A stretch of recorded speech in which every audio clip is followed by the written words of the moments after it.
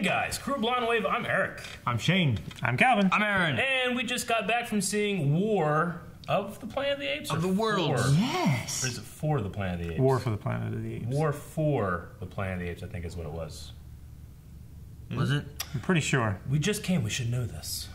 Anyway, just came back from the theater. This is going to be our spoiler-free, so do you want to go see this movie? Guys, do they want to go see this movie? Absolutely. Especially if you've seen the previous two. Previous two. Loved the first one, adored the second one. This one, maybe I didn't love as much as the second one, but still really liked it. If I had to rank these in order, it would be 2, 3, 1. Yeah, probably me too. I need time to pass by, kind of. Twos are normally always say very that. good. Yeah, I can't like rank a movie around when I see it compared to the ones I've seen years ago. I mean, but clearly, like, one movie is better than another. And I don't think it's always Not clear. necessarily. It's like the Star Wars movies. I can't rank Awakens or Just like any Rogue form One of yet. entertainment, it's objective and It's your opinion. Did you guys see how Subjective. Sometimes you may have a nostalgia factor that you Yeah. don't want to influence what you're rating and thinking. So, Like if in you Legacy. look at like, would you rank older Star Trek higher than like newer Star Trek stuff? In some cases, if it's better. But is it because it's better, or because it has a nostalgia factor, and that's what makes it better? You know what I mean? So you got to look at kind of like some To of put that it in the stuff, Planet of too. the Apes terms, there's going to be fans of the old movies that love it that aren't going to like this. You know? There's going to be people that never saw the old movies that are going to love this. There's going to be people that saw the old movies and love this. It's different for everybody. Yeah, there's been 3 different Planet of the Apes, like the old ones, right? Then there was the Marky Charlton Mark Heston. stuff, right? Yeah. Yeah, it was Tim Burton, actually. Yeah, and then there was this stuff. With Marky here. Mark. Yeah, as I said. That's what you just said. Yeah. I literally said the Marky Mark one. He just doesn't listen. Shane just like, Mark! Didn't I? Yes. It just has triggers. But Just go off like booby traps. not everyone likes all of them, and they like Yeah. them for different reasons. Some people like the old stuff because that's what came first, and that's what stuck with them when they were a kid, you know? I like them all, but I think I like this trilogy more. Yeah. I mean, I got to admit, a lot of people don't like that Marky Mark one, the Tim Burton one. I love that one because Tim Roth is so amazing. He's amazing. Yeah. As one of the apes, as the chimpanzee. Yeah. But anyway, we're not talking about that. We're talking about this one. I loved it. I thought it was great. Oh, yeah. You can't talk about this without the CG animation being a huge factor.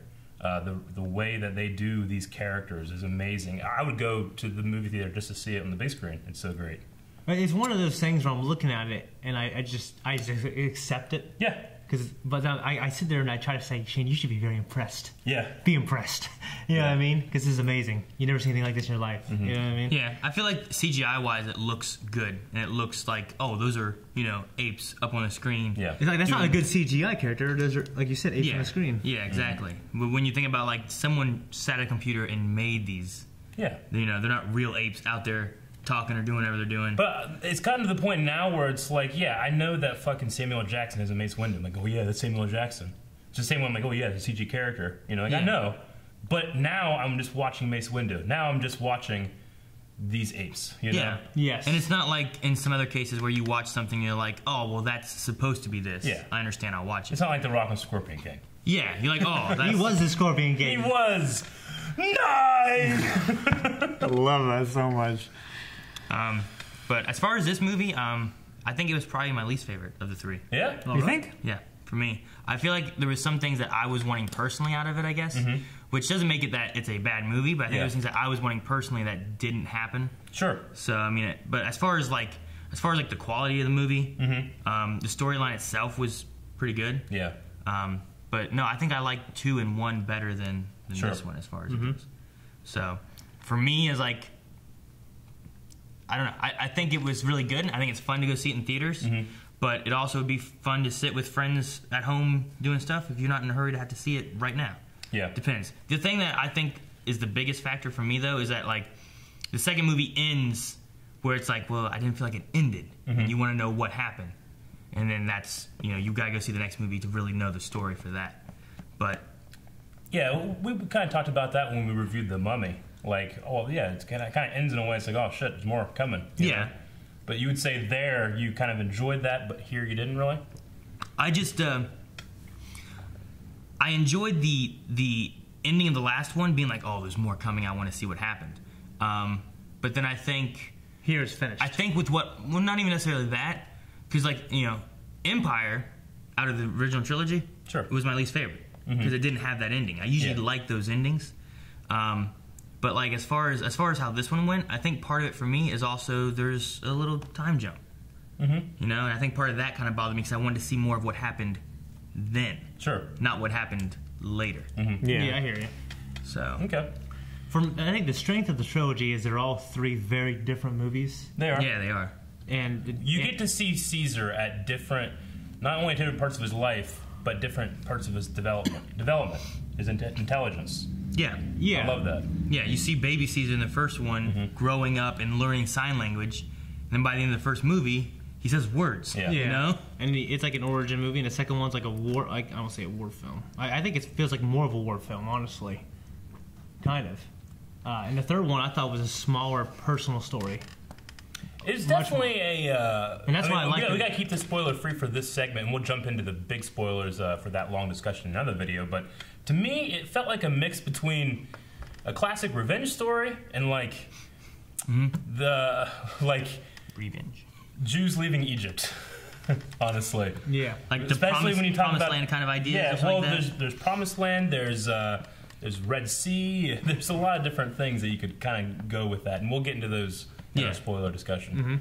So I would say if you're a fan of the franchise in general, especially those last two movies, and you want to see a good fitting chapter into that, go see it in the theater. If not, you don't need to rush and try to watch the other two movies and get in there before theaters. You know, these are movies to enjoy. All movies are to enjoy, but you can watch this one at home if you need to. Yeah. I agree with that. I don't feel like there's a rush where like I have to go see this one in theaters. Some of the superhero movies are the ones that usually like, man, I really want to see that in theaters. Right.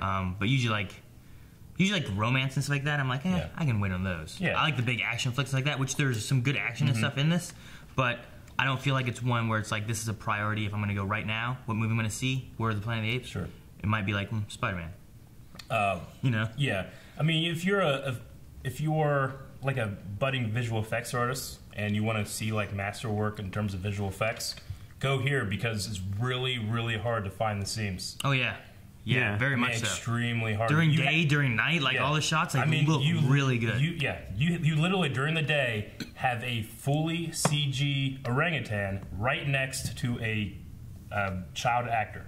Like they're this far apart, and it looks real, you know? Where's like her fingers are in its fur, and it looks like she's holding them. Definitely, if you're interested in that kind of stuff, for the production value and that kind of stuff, I go see it in the theater. Yeah, production value is amazing. So if you love production value, it's one of the best ones I've seen as far as CGI stuff, you know?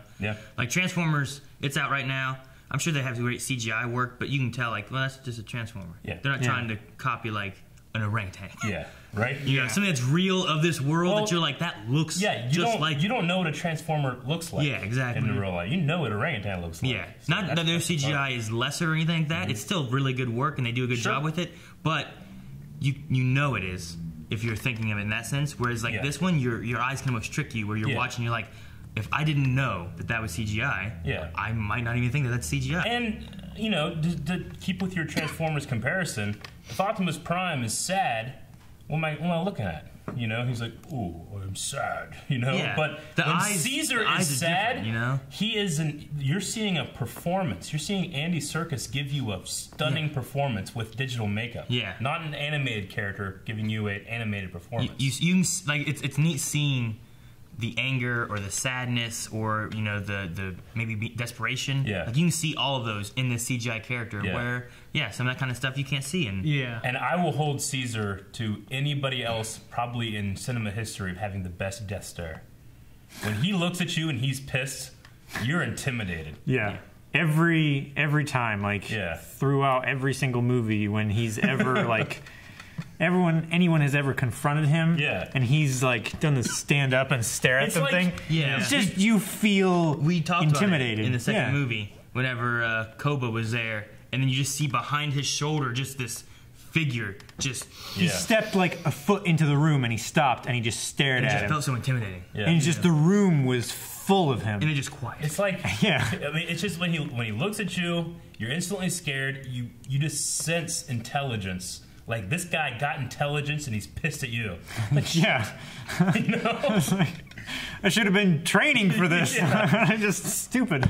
All right, so that's kind of some general ideas of what we thought, and if you want to go and see this in theater, make sure next time when there's a movie out that we review, you check us out, and we'll tell you if you go to the theater or not. This one, I say yes. Shane? No, yeah, go see it. Especially if you've seen the other two. Sure. You want to support good movies like this, like art. You know what I mean? Something that isn't like a... I mean, it's a blockbuster movie. Yeah. Yeah, I think. I think Reeves, the way he adopted like a serious story and tone for it. I think he's trying to make more of an art out of it. I wouldn't compare tone to art. No. This has a different tone, but it's not necessarily more artful than something else, I would say.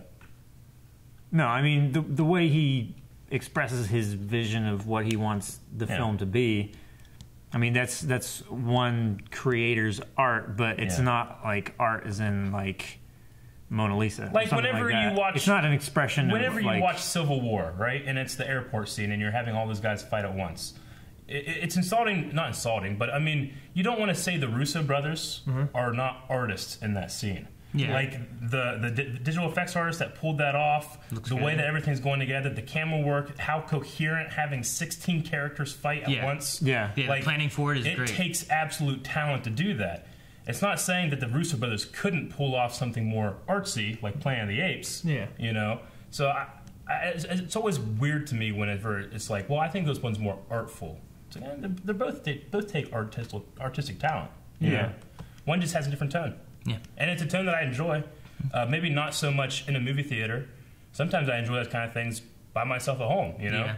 But I did really enjoy it, if only for the performance of Andy Serkis. Yeah, Andy Serkis did a great job. Yeah. I will say, like, it's probably not the best idea to take your little kids. Yeah, don't do that. To go see this. Probably not. No. We had some little ones in the theater and stuff, and might not be the best idea. Yeah, if you have to read the subtitles to your kids so then enjoy the movie, don't bring them. Yeah, probably not. Just wait a couple years. Yeah, like I probably would not take Leon and Coulson to go see it. So as a heads up, keep that in mind. Yeah. It's a good one. I enjoyed watching it. It's definitely a very different tone from the original two. Like this one has a lot more comedy and humor in it. In parts, yeah, I would say. The first one, I thought had some pretty funny stuff. Yeah, with Frank. Well, Franco kind of has that. He rides that line of comedy and dramatic. Yeah, in that first one. But I would say that's John Lithgow. Yeah. Yeah, but that's like the joy of like him interacting. Sure. And, you know, the happy times of his life. And this one it had like slapstick sometimes in it. With a specific character, I think it did. Yeah. But it also threw some levity into what, when you really think about it, is like the worst parts of humanity that they're fighting. So it gives you a little bit of levity where you don't just feel super depressed, I guess, you know? Well, it's kind of like Koba in the second one, I think, when he was when he confronts the soldiers, that scene. Yeah. I thought it felt similar to that. Yeah. For that one, I thought that was more... That was more to like... me, I was more scared by it because he's acting a certain way that they expect him to act. He's acting like a serial killer. Yeah. He's getting them to trust him and gain confidence. Like he understands empathy. Yeah. He understands those things. He's not feeling them, but he understands how to manipulate them. Yeah. Like I like that with you know, we can get this into the spoiler talk, but you know, there's specific parts in here that do kind of raise levity, maybe a little bit too much, but I still enjoyed it. I still laughed. I think the rest of the theater laughed. So yeah. Okay, so that's going to be your spoiler-free review of. What did we decide? War of the Planet of the Apes. War for the Planet of the Apes. I don't know. War. Of? Huh. Okay. I figure it's of because the previous two were of the Planet of the Apes. Rise, Dawn, War. Yep. We'll see you guys next time. Make sure you go over and check out that discussion video. And that's it. We're done. Ow! Calvin! Why did you do that? I was holding it there. Didn't work out very well. Why? For what purpose? As a joke. How about we hit a button? It was a bad joke. Thank you guys for watching this review of Rise, War. Planet of the This Apes. was War. If you want to see more movie reviews, Planet 3. Make sure you subscribe to Blind Wave and watch out for that other video. Planet of the Apes 3. Planet of the Apes 3. Yes. Is that what it's called?